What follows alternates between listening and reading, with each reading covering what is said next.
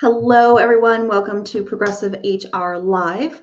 We're live today with Troy Vermillion, client executive with Highland, also the host of What the Tech podcast and the author of What the Tech newsletter. Welcome, Troy. How are you doing today? Oh, I'm doing wonderful. Thank you for having me on. Of course, Troy. So audience, you know the drill. Let us know. Go ahead, add in the comments who you are, where you're streaming from. And yesterday, was it yesterday? Yes, it was yesterday, which was the first day of spring. So let us know, what are you looking forward to for spring? So Troy, what are you looking forward to for spring? Oh, geez. For me, I have gotten really soft living in North Carolina, where it doesn't usually get very cold. And over the last few years, I've really become more of a fan of the warm weather. So I'm very much looking forward to things getting greener, and for the weather warming up. So I know many of you will appreciate that as well, especially you living way up north, right?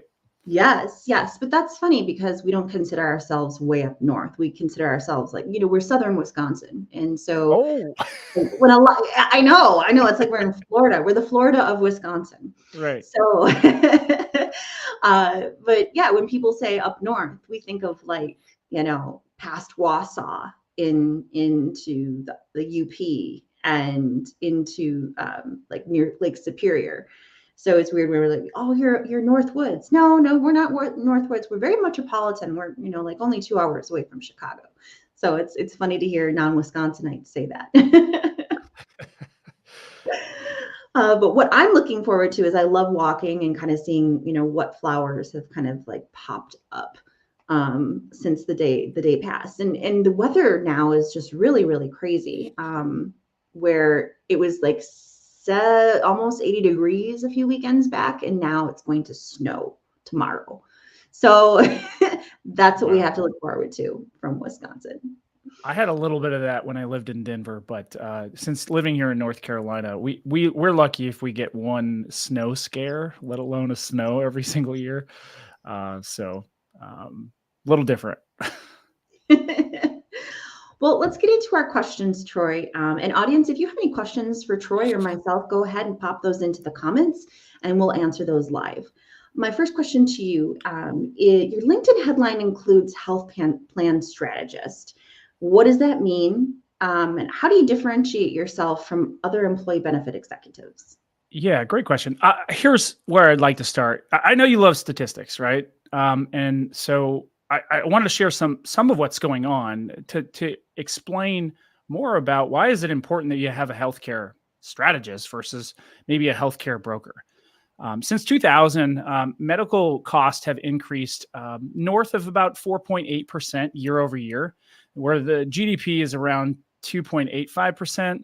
And so the rise of healthcare premiums are a significant financial burden on not only individuals, but certainly organizations that are offering these benefits. And I look at how that is actually impacting the total cost. But the problem is that we're not actually getting significantly better outcomes on our healthcare compared to other nations that don't have the same expense as we do. And so when you look at that, we're looking at healthcare premiums north of $31,000 for families at this point in 2023. And so we've got a real financial epidemic when it comes to healthcare. And so you asked me the question, what does it mean to be a healthcare strategist? It means to actually address some of these things, the underlying issues that are causing the cost and the care, the cost to go up and the care to fall down. And I don't think it's primarily a problem with the providers. I think we've got a lot of amazing doctors and providers and nurses that are doing a great job, especially seeing everything that they did through the pandemic, right? But it really has a lot to do with people not knowing how to access the care that they actually need in an effective way. A lot of times there's cost prohibitors for that as well. For me, being maybe somebody who makes maybe a menial income, and I have to look at maybe a high deductible health plan. So like I don't have any first dollar coverage, and so I might put some healthcare things I need to do off, right?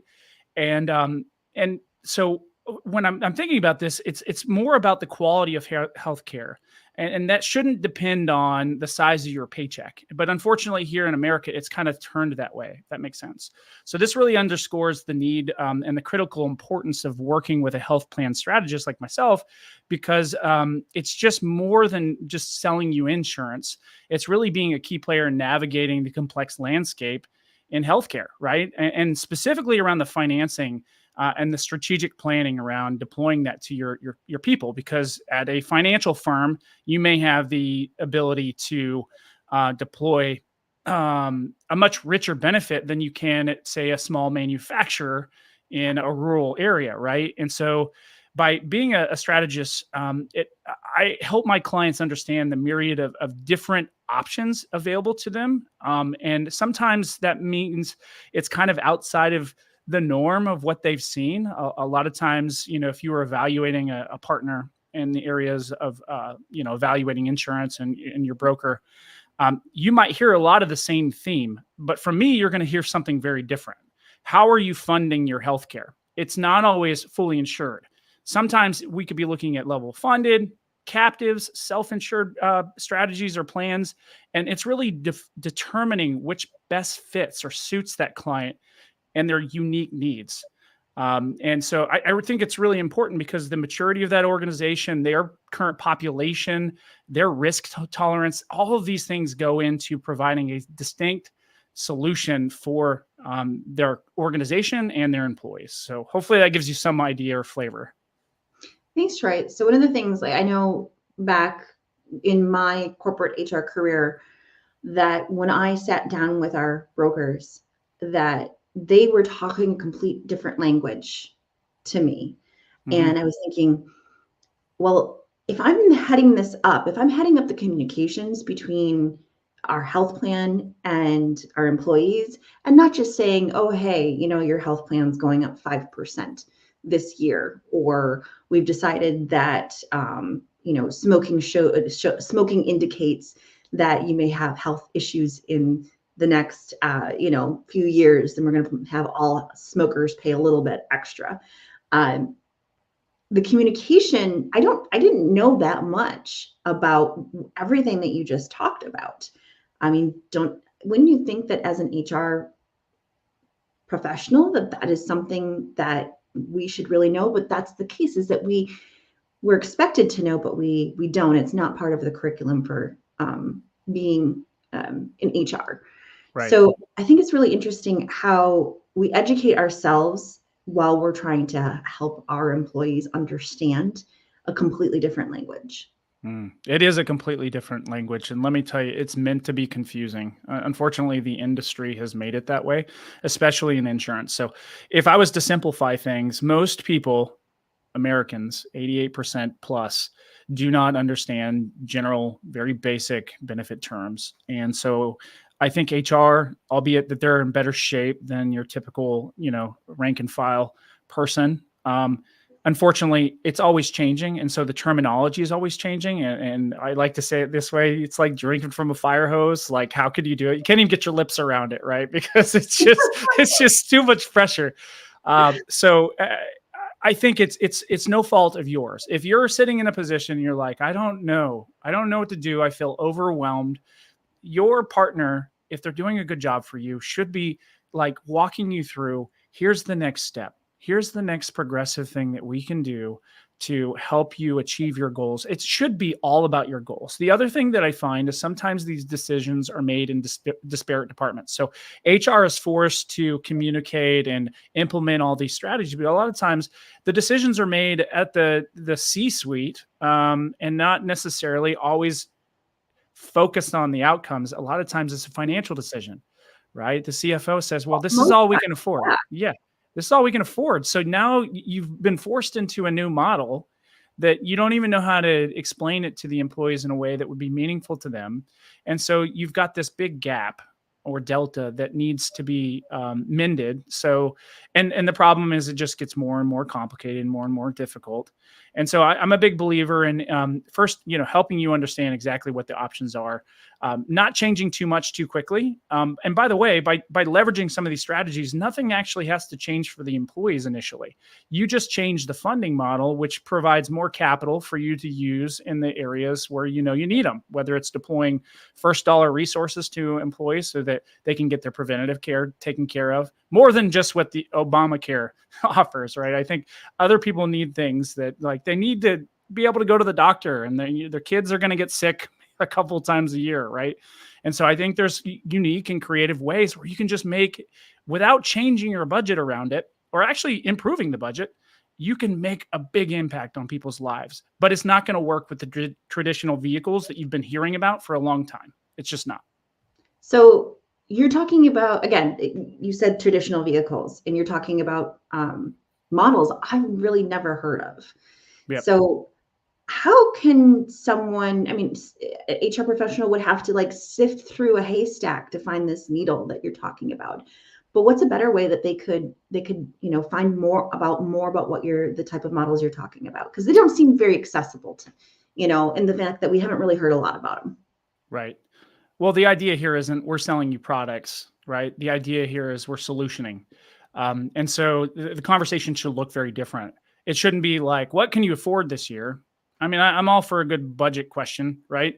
It's really like, what are you trying to accomplish with your benefits? What is the feedback you're getting from employees? I shouldn't just show up, 2 weeks before we're supposed to start open enrollment with all these quotes and say, this is all we got, right? That is not a strategy. And so a strategy takes a year-long process to be proactive and thoughtful about everything that we're doing, Corrine.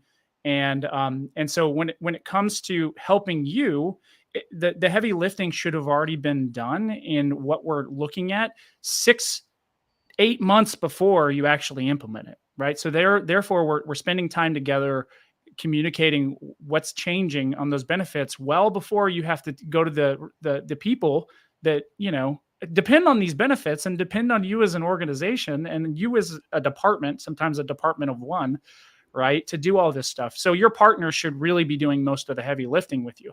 And that's why I'm such a proponent of technology, is because the technology can make a department of one look like a department of 5 if you deploy it right. But you also need somebody who understands how all those things interconnect, and then how we can deliver the best quality to the end user, which is, hey, you're on the benefits too. You know what is crazy, Corrine? How many times I've talked to HR and they've said, I'm not even on their benefits, they're so bad. Oh, holy no. cow. Holy cow, right? That's crazy to me. I know one of the first things that I did when I came into Emmy and looked at their benefits was say, okay, why don't we include domestic partners on this? Like how much more? I look at it like, I think the cost savings would be there in that, if you're a family and you have someone that you're living with for over 5 years, and they're a good role model on you, they go to the doctor, they take care of your health, and so you're going to do that too. So why not put you together on the same health plan? And they're like, oh, it's genius. And I'm like, oh, thanks.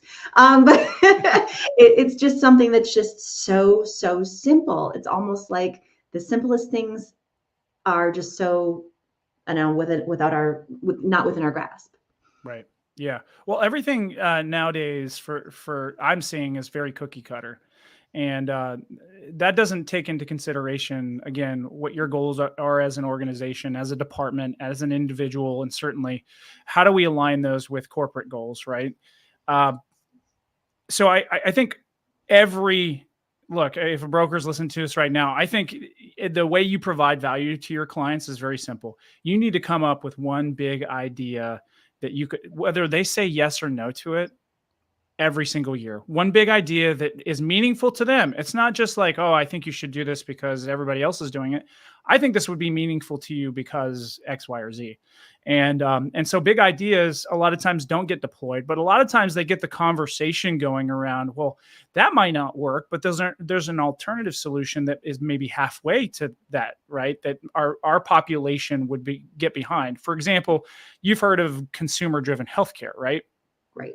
As an example, right? Well, there haven't been mechanisms for that in previous years. Now there are many mechanisms for you to put either an application like a phone app or access to a website or something where your employees can make better decisions about their healthcare so that your cost goes down, their cost goes down, and then everybody's happier because they're actually getting better outcomes because they're going to better doctors and better facilities at a lower cost.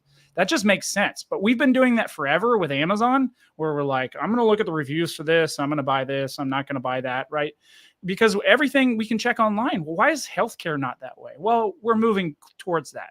But I talk to people all the time. They have no idea what I'm talking about, Corinne. And that just blows my mind.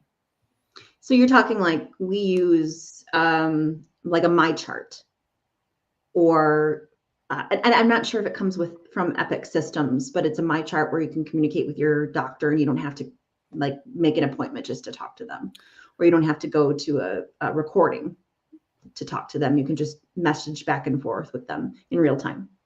Yeah, no, I mean, that's a form of technology. I'm talking about technology that helps you evaluate the quality of a provider as well as the cost, okay. Right? If that makes sense. So like there's two different factors. You need high quality because high quality, right, provides better outcomes. So you have less readmittances, less infections, less problems when you go to somebody. I always like to use like an ortho example. So you go to an orthoped that does shoulders, but they only do like 2 or 3 a year, right? And so they're not really a proven commodity with the shoulder surgery that you need, right? But they do them and they'll happily do it. And you got referred to that doctor, which is a typical thing that happens. But that doctor doesn't necessarily have the expertise versus somebody who all they do is shoulders, right? That has like a proven track record. And a lot of times we're able to incentivize people to go back to those people that are going to have less problems because they do it more often. They have really good feedback loops for that sort of procedure. And therefore we incentivize employees to do that because we know that, you know, if there is an issue, there isn't going to be $250,000, you know, MRSA infection because they didn't do something right, or they left something in your shoulder that shouldn't be there, or something like that. Does that make sense? Yeah. And so the question is, what are some of the technology examples that you can give us, like via name? Yeah, so the Surest product is one of the most complete ones. That's actually something that you can access through United Healthcare. What's the name of that again? It's called Surest. Surest. Okay. Yep, Surest. That's probably the most fully baked solution where they're looking at outcomes and they're incentivizing people. And the best part about something like that is they actually eliminate the deductible completely. Who loves healthcare math? Yeah, like nobody loves healthcare math. What if I just told you that if you go to the high quality doctor, it's going to cost you $100, right? If you go to the low quality doctor for this facility or for this procedure, it's going to cost you $700, right? I'm going to go to the high quality doctor that cost me $100. I still have my choice, but it's just a flat amount, right? That just makes sense. And so for a lot of people, that is so much easier than, what is my co-insurance? Have I hit my deductible? You know, does my pharmacy go towards my deductible? Like these are all questions. Do I have an individual deductible or do we have family deductible? Like, you know, so it gets very confusing for people. And so we're looking for ways to simplify this for everybody, right? Yeah, no, nobody likes healthcare math. And then I don't even, yeah, I leave the healthcare math to my husband. So yeah, just simply because and you're in HR. Right? And I'm in HR. Yes. No, just simply because I can't keep it all straight. Yeah, so it's hard. Yeah, it's meant to be confusing. Yeah. I hate to say it. It's like this like matrix cognitive puzzle that you're trying to figure out, and you're tested on it. Yes, you are. So it'll test your patience, that's for sure. Yes. Am I going crazy? No, I'm not going crazy. It's just figuring this out. I'm going to segue a little bit or change the topic really quickly. You are on LinkedIn all the time. And I know because I'm on LinkedIn all the time. But you have some great fun posts. And one of the posts that I just absolutely love is a meme that you wrote that says flexible work is not an office trend. It's the new currency of the talent economy. And I just love how you made that analogy that flexible work is the currency. And so let's discuss that more. Why did you write that? Well, I think that there are a lot of people out there trying to say that it's, get back to the office sort of thing. And I'm all for, camaraderie and, mandatory fun and all the things that come with it. But the concept of flexible work, really has started to transcend being just in an office environment. And it's really becoming, I believe, a new currency for the talent economy. Work-life integration is something that people want. I'm not saying you need work-life balance, because some people just really enjoy the work. They're going to give you 60, 70, 80 hours a week, but they'd like to go see their kids recital at 3 o'clock on a Thursday. Right. So I think it's important. And so in my, over 15 years of experience in the HR tech world, when I couple that with, a decade plus of kind of navigating the challenges and opportunities within a hybrid role myself, I've observed firsthand how flexible work arrangements can really magnify your ability to attract top talent across various different sectors. I realize this doesn't work for everybody, right? You need to be kind of in a space where maybe reporting to the office isn't a requirement. Like, you can use tools and things like that. So think of this as maybe your traditional 9 to 5 type, job, right? And I think everyone wants to meet their employer's needs, but they also need some flexibility that we now have the technology to utilize, right? So in a more professional environment, flexible work arrangements, I think, offer employees control over where, when, and how they work. They also provide opportunities to contribute to, like I said, the work-life balance that I think people want, or work-life integration. I've seen it also improve job satisfaction, actually increase productivity levels. And for me, the autonomy and the flexibility that provides is really appealing. And I think it's appealing to most of the modern workforce. I'd also love to hear your perspective on it. Well, it's kind of hard because I left my corporate job for flexibility. I mean, there's many reasons why I left corporate HR. Inequity and just the disillusion of what HR was or should be, and the back and forth with it. Because I was trying to make it something, I was trying to really change the stereotype of human resources, but yet I kept being put in the policy police box. You don't love that? And no, and the idea that it's just administration, so, I was on a podcast on Monday with Laz Rindam from Bosico in Denmark. And one of the things I said is that it's a misconception that HR goes into HR because they like people. Yeah, it's probably a misconception I have as well. So there's, many reasons why people are in HR. They are just basically put into HR because they went from like an office management position, or they're in finance and then they went into payroll, and then they just kept getting things piled on their plates. That's one way. There are the professionals that went to school for it, which human resources is a science. It is a science. And so they are very interested in organizational development and the science of humans, or the science of what initiatives you can put into an organization and the outcomes that it has, or the differences that it makes in human, sorry to say this, human productivity. Oh yeah. Yeah. And then, people like myself who really believe in the potential of people, and also wanting to get in the fight. We wanted to get in the fight to break the stereotype and bust the myths. And there's like a handful, and then pretty much everybody in the progressive HR community is like that. They're very much, I did not get into HR because I like people, or admin, or policing, or I like the ideas that people have, like this, the idea that people have this immense potential, and the actions that I take to improve the organization have direct outcomes on how happy they are, or how productive they are, or how much they're engaged in their work. And again, going back, that's a science. So you asked me that question, and then I just completely got off rails.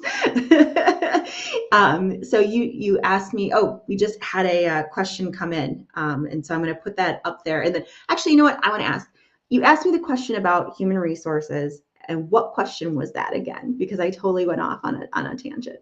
I forgot, to be honest with you, but I was digging what you were saying, because I was like, you made a couple of really interesting points around HR being a science, and what's cool about that is when I first got in the industry, that was not the case. It felt more like an administrative position, and I am pumped that that's not the way that HRs look. They've got a seat at the table. For most organizations that are thriving, I would say that if they're not, they're probably not doing a real good job in the people aspect. They've got probably a revolving door from a turnover standpoint. But I do think it is becoming more of a science. And I think you've got to meld the two, because, people aren't necessarily, ones and zeros, but there's something to it. And my son he went to school for IO psychology, and he's getting his master's right now. And that's exactly where the science of people come together with the organizational, performance, type aspect of it. And I think it's really important that we look at that, because, investing in a lot of these things, benefits included, if you're not getting the ROI out of these things, like, what are we doing? Right now, I know the government has thrown, healthcare and insurance on companies as a tax, but still, I mean, if you're doing it right, you can get an ROI from it. You can get a very valuable ROI from doing benefits right. But I think that the traditional strategies that we've been deploying for such a long time, and just kind of wash, rinse, repeat, and then give you the narrative that is going to go up 7 to 8% every single year, that's not working for people anymore. I mean, forgive me, like, if it is working for you and you've got money to burn, congratulations. I can tell you your employees are not happy about it. They're not. And I think that's why we get along so well, is because you look at insurance and benefits like I do as a science about how innovative we can be, because we have the tools, and how that down the line it has an ROI. A lot of people think that a lot of things that human resources does not have ROI, and it completely does. It just may be a little bit harder to measure the ROI. Yeah. So before we get into my question that has a lot to do with what we're talking about right now, I wanted to ask you the question that just came from the audience. And so this is from Tracy. And Tracy asks, how do you help your clients how to navigate ACA compliance? Many organizations are just reaching 50 employees and have no idea how to navigate the law when they have to comply with this law. What do you suggest they do to help the company be compliant with that? Yeah, I think if you're offering benefits right now, right, there's just certain blocking and tackling things that need to be done when it comes to ACA compliance. And there hasn't been a lot of regulation over the last couple of years. And, typically we don't see that around an election year. It usually stays a little bit quiet. Everybody talks about what they're going to do. And then, but when it comes to that, you should have a partner that actually has, compliance experts on their team. A lot of times, I've just seen smaller agencies not be able to deploy real resources. They're depending on for instance, like a Xywave or something like that to push out notices. But those are not specific to you. And so whatever approach, whether you're at 50 employees or you're 100 employees, whether you're offering minimum essential value plan because you have to, or you're looking at how do I just make sure that I've got my 1095 reporting down or whatever, it should be proactive. It should be, I am telling you right now what I am doing on your behalf to make sure that you're 100% compliant. If something was to come in, here's our process. Like if, say, the IRS says, hey, you didn't file this correct, here's, this letter, you need to deal with this, then there should be a process for that, and there should be resources for that. So you should have a clear outline, whoever you're partnered with, on what are we doing to proactively handle all these things for you. And then if something was to arise, that they have the resources to make sure that you're taken care of. That's why you've seen so many of these smaller agencies give up. They basically said, you know what? I don't want to deal with ACA. I'm going to go ahead and sell out to XYZ agency. It doesn't, forget about the name, because they have those resources, right? And then taking that a step farther, just being compliant with the ACA really isn't enough. A lot of times, I think you need to go beyond that. And I think compliance is more than just the Affordable Care Act. There's so many other compliance notifications that you need to have in your benefit summaries, your benefit guides, and other things. And so having a partner that is proactively talking about this, a lot of times it's webinars. A lot of times it's like, hey, we just want you to be aware, but we already got this sort of thing, right? And so you're in the know. So you're not able to answer the questions if, say, the CEO comes to you and says, hey, I read about this thing on Forbes today. This could be potentially financially impactful to us if it's not being done right, that you're informed, that you can say to Mr. or Mrs. CEO, we've got this taken care of. Hylant was taking care of it. We're good, right? So you're in the loop of what's happening and what's being done on your behalf. And if there are signatures or, responsibilities for yourself, that you're aware of those as well. So Troy, if there's anyone that's watching the live right now and they need a little bit of help, or they have questions like Tracy's question, can they reach out to you, and what's the best way? Oh yeah. I mean, I accept phone calls, smoke signals, really anything. But probably the best way is just to connect with me and shoot me a message here on LinkedIn, since this is where we're at and we're hanging out. That's always a good place. But my contact information is also on the LinkedIn. So I'm good with a text message, a phone call, whatever, email, whatever, preferred method you have. Yeah, and audience, if you're interested in having Troy contact you, you can also just add the word yes to the comments. That's what Troy knows, that's how we operate sometimes here on the live shows. If because we know that you have a lot on your plate. So if you want Troy to contact you, go ahead and just add yes to the comments, and Troy will take care of that. He's really great at that. Go ahead. You wanted to say something, Troy? No, I'm good with that. Yeah, we can do it that way too. So what is your driving purpose? And we've talked a little bit about this already, but I really want to get nailed into what is your driving purpose in the employee benefit space. Yeah, it's a fair question. I think some people do this for money. Although, you're compensated really well, that's not really my driving factor. I feel like my purpose in employee benefit space specifically is to help people demystify the complexities of healthcare benefits, the planning around it, the administration.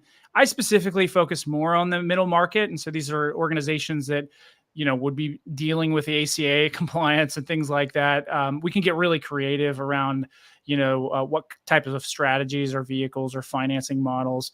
And really, a lot of times, those are the ones that are struggling the most around kind of mitigating the cost, right? So my role as a health plan strategist is really rooted deeply in my commitment to improving the benefit outcomes and literacy for employers and employees alike. So, and it's really a commitment to helping every business in tangible ways to see real outcomes improve. Like, it's not just, hey, we're going to quote this thing and we're going to see what happens, because that has shown itself to not work, right?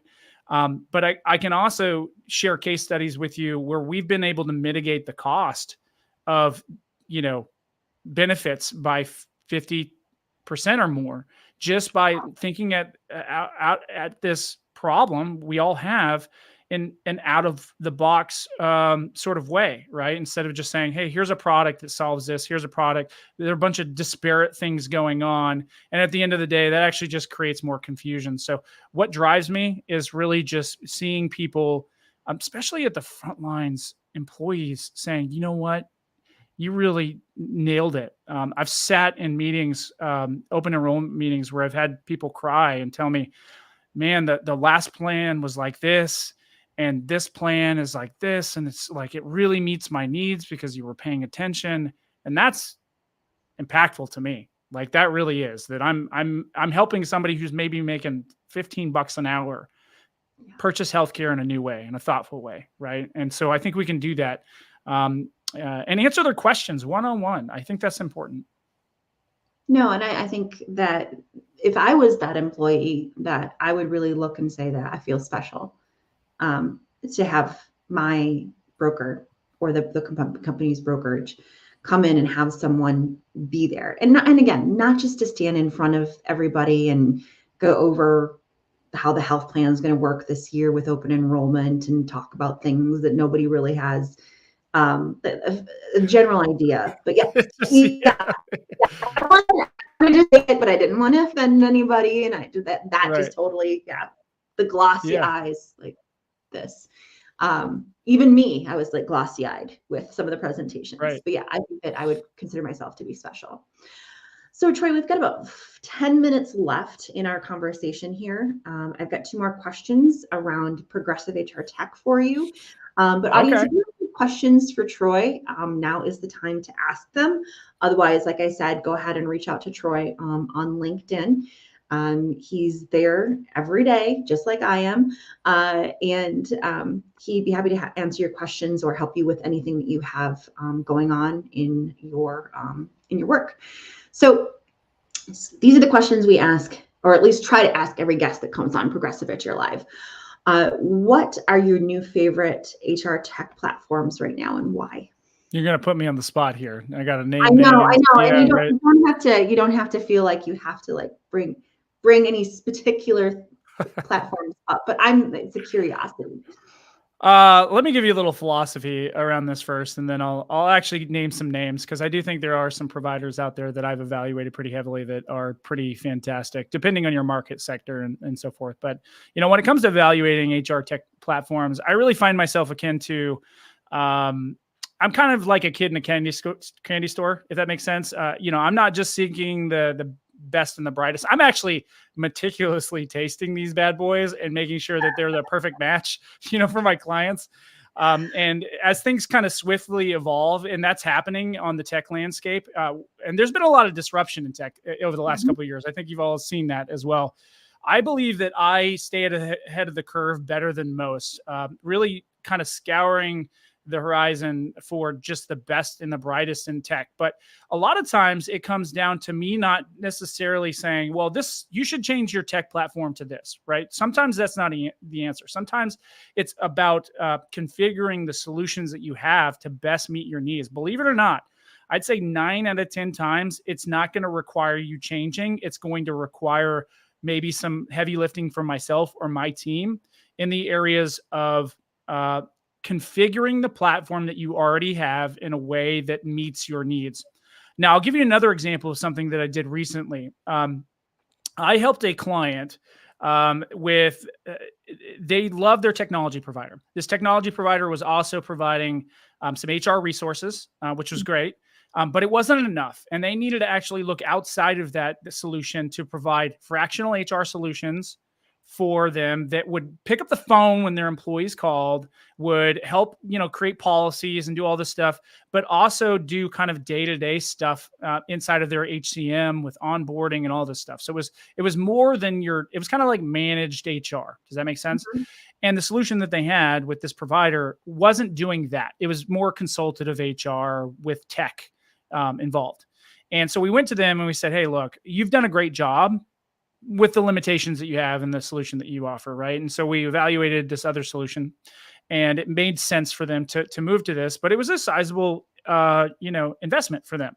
And so I went back to the technology provider and I said, hey, look, based on their needs, we're going to need to potentially make a platform change. And that platform change would be like, hey, let's move to all these services that we have, but without the HR component of it. And they came back to me and said, well, you'd have to move to the enterprise solution, and it's going to end up costing you $70,000 more, which it was already a pretty expensive solution in the first place. And so what happened is I said, hey, look, I know kind of what competitive looks like, and I think you need to be here. I'm really disappointed that you came back with this whole increase in cost thing. So I said, I need to speak to somebody above, the person I was speaking with. And they brought in their leader, their manager, and we had a very brass tacks conversation. I said, look, it needs to be in this range. And so long story short, I was able to negotiate $70,000 off their current cost without another implementation. They stayed on the platform they were on. They kept the same resources that they had. So they still technically have the HR resources, but it was at a 70% discount and $70,000 off their current cost. And so I don't get anything for that, but the sheer satisfaction of helping my client make a better decision without disruption. right? And so that's more typical. I'll do something like that than to actually implement like a best in class bin admin system or something like that. We'll use the pieces that we have and then we'll build off that. Thanks. I mean, that's an amazing case study. Amazing. Yeah. So thank you. Thank you for sharing that with us. So we have about 5 more minutes left of our conversation, and a few kind of like housekeeping items before I ask Troy the last question. So quickly, if you want to connect with Troy, go ahead and do that on LinkedIn. You can also subscribe to What the Tech newsletter on LinkedIn. What the Tech newsletter is a summary, and then you have some special editions too as well. Is that correct? Yes, absolutely. And so go ahead and do that, audience. And then our April guest on Progressive HR Live is Toba Vigfús daughter from Reykjavik, Iceland. And she's the CEO and founder of Care Connect. So we're going to be talking about Care Connect and all about how employee mental health and well-being technology is really taking the world by storm. And well, that's all we have for the housekeeping items. So really quick, if you have any questions for Troy, now's the time to ask. Really quick, we have one comment, and now Hilda has become a bit of a regular here with the Progressive HR Live community. But Hilda said, "Thanks so much, incredibly informative." So thanks, Hilda. Thanks, I appreciate babe. that. I didn't pay her for that comment, but I will. So I love that you have your wife join your events. I tell my husband just to stay away. Really? Oh no, she's incredibly supportive in everything that I do, whether I'm making a mess of some sport that I've decided to do or whatever. But she's great. Awesome. So we have time for one more question, and my question is, what work tech platforms are you analyzing right now, and why? Like, because you're always coming to me with like, have you tried this? Have you tried this? So what are you working on right now?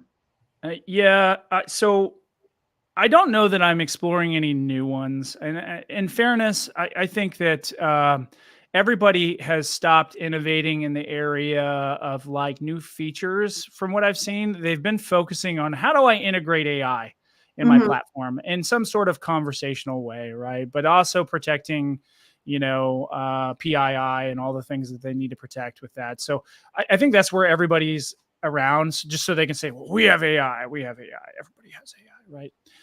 So AI feature.